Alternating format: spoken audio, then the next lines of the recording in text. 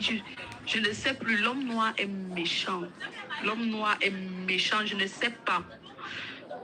En fait, le truc, c'est quoi? C'est que, comme mon numéro, ma première page, Caisse Comédie, il y avait toujours mon contact dessus.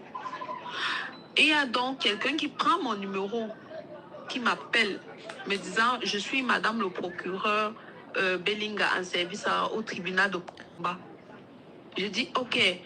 Donc, la personne me dit, je suis fan de ce que tu fais et tout, j'aime tes contenus, tu es très talentueuse. Vraiment, moi-même, j'ai eu l'envie de faire dans ça, mais mon travail ne me permet plus. Je dis, ah, d'accord, ça fait toujours plaisir d'avoir une fan procureur dans le répertoire. C'est toujours important, surtout ce dans quoi nous faisons là. C'est comme ça que je garde le contact avec la dame. On reste, on est en contact, on cause. Le matin, elle devient comme une marraine pour moi. Je dis comme une marraine, comme une maman, parce qu'elle me soutient. Le genre que quelqu'un te soutient moralement, même financièrement, elle me soutenait un peu. Au point où un jour même, mon téléphone s'est cassé. Elle m'a envoyé, elle m'a dit, bon, va prendre 150 000 là chez quelqu'un au niveau du rond-point Loncac. J'ai pris, tu arranges ton téléphone, 50 000, tu renvoies 100 000 francs. C'est ce que je fais, je m'en vais, je prends et tout. Et c'est comme ça qu'elle me soutenait, même dans les médias, elle se battait pour que je passe dans les médias. Je ne savais pas comment elle faisait, mais elle me dit, ok, j'ai déjà arrangé ton rendez-vous à tel endroit avec tel journaliste. Va juste, tu passes à l'émission. Ça, ce sont les choses de début 2023. Je ne sais pas si c'est les choses de juin. Voilà, juin 2023, si je ne me trompe pas, entre mai et juin. Moi, je suis avec elle. Je dis, voilà, enfin, j'ai trouvé quelqu'un qui vraiment me comprend dans ce que j'ai choisi comme métier. On est resté en contact pendant un bon bout. Sauf qu'avec le temps, elle commençait à vouloir m'imposer la façon de fonctionner dans ma carrière. En voulant m'imposer comme ça, j'ai trouvé ça, j'ai commencé à la trouver étouffante. Je dis étouffante, il y a eu tellement de trucs qui se sont passés entre-temps. Mais ça, c'est le déclic. Parce que je me sentais déjà étouffée. Et puis un jour, avec de neuf, bon, on arrive, parce qu'elle m'avait dit, envoie le contact de neuf, j'aime bien aussi sa façon de jouer dans la bataille. Elle me dit, ok, comme de neuf devait tourner la série, le film avec Ozine là, je suis en train d'oublier le nom. Le dernier film, le film de neuf là, dont elle a fait la projection dernièrement, elle avait besoin des sites pour faire son tournage. Elle me dit, ok, je vais vous envoyer chez ma copine à le Franco Hotel. Elle va vous trouver un moyen de tourner là-bas. Quand on arrive à l'hôtel Franco, on dit qu'on ne la connaît pas. C'est ce qui crée même le déclic. C'est où je reste et dis, mais ça c'est même, c'est quelle histoire ça? C'est où ça ça me refroidit. Je commence donc à être distante avec elle. C'est à ce niveau donc, vu les comportements, la manière dont je me sentais étouffée, je lui ai dit, je ne souhaite plus qu'elle soit trop impliquée dans ma carrière comme ça ne me plaît pas. Mon Dieu, c'est comme si j'avais déclenché. Elle est partie dire à la fille de celle qui a travaillé avec... ouais, j'oublie tellement son nom. Celle qui a travaillé avec William Seignou là. J'oublie la fille, j'oublie son nom. C'est elle aussi, elle avait contacté, parce qu'elle aussi, elle était en contact avec la dame. Donc, elle avait envoyé la fille vers moi. Elle a dit que, bon, voilà aussi ma fille, vous allez vous soutenir, vous serrer les coudes.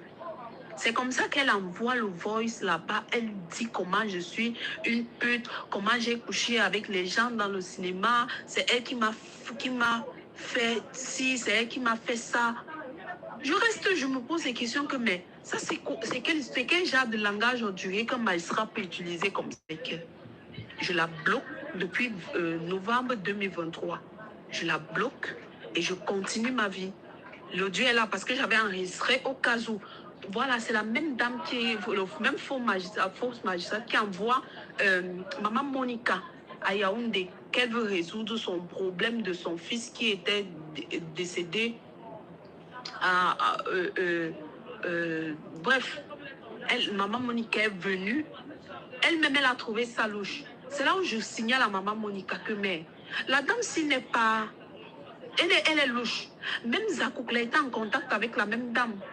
Je dis à Zakoukla que parce qu'elle m'avait dit que Zakoukla, c'est sa meilleure amie. Je dis à Zakoukla que ta meilleure amie, si... Elle me semble louche et tout, et tout, et tout. J'explique à Zakoukla, j'explique à maman Monica. C'est là où elle-même commence à mener leurs petites enquêtes là-bas.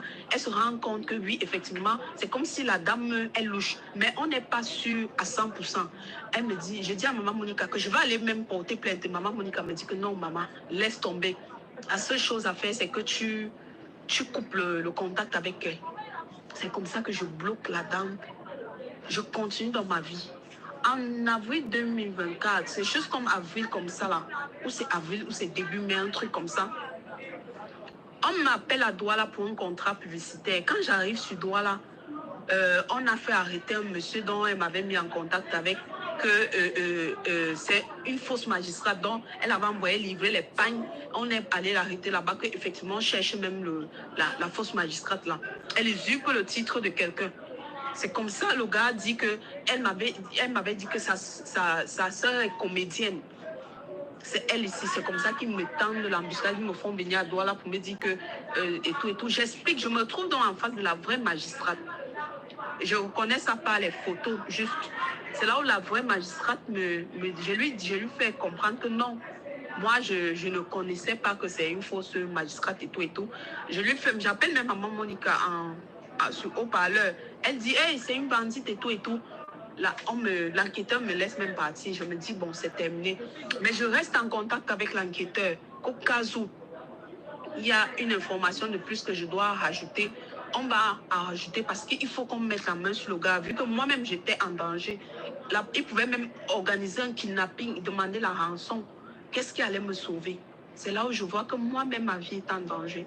Je reste en contact avec l'enquêteur. Toutes les informations, on avait même créé un groupe avec Tony et une autre, j'oublie aussi son nom. On a créé un petit groupe pour retrouver la dame, pour avoir les informations sur la dame. Mais bon, on a eu quelques petits trucs.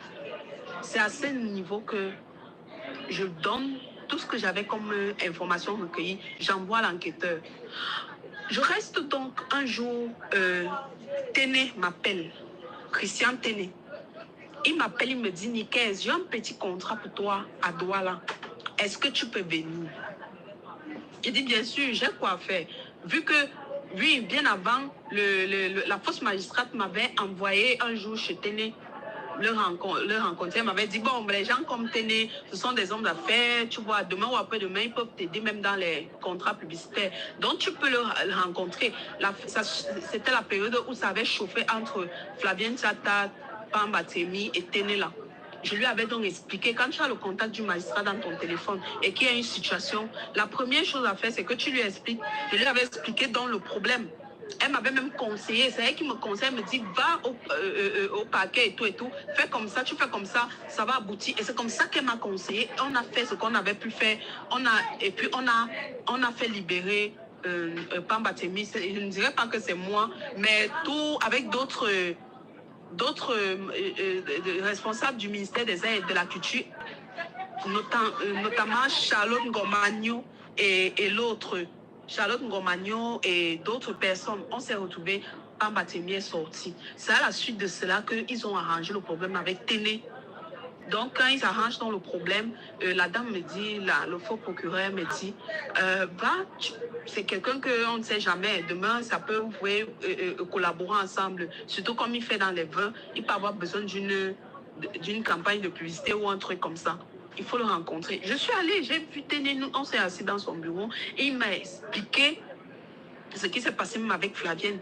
J'ai dit, ce sont des choses qui arrivent. Je lui ai dit que, est-ce que tu as les ambitions de porter même plainte et tout et tout? Il m'a dit qu'il va voir et tout et tout. Je suis partie. Le lendemain, je devais rentrer sur Yaoundé encore. Je suis allée voir à la demande de la fausse magistrate qu'il faut encore aller voir. On ne sait pas si c'est qu'il a les ambitions de se plaindre et tout. Je suis allée, j'ai encore vu et puis on s'est séparés et tout. Moi, je suis rentrée. C'est comme ça. Donc, M. Ténédon m'invite à Douala.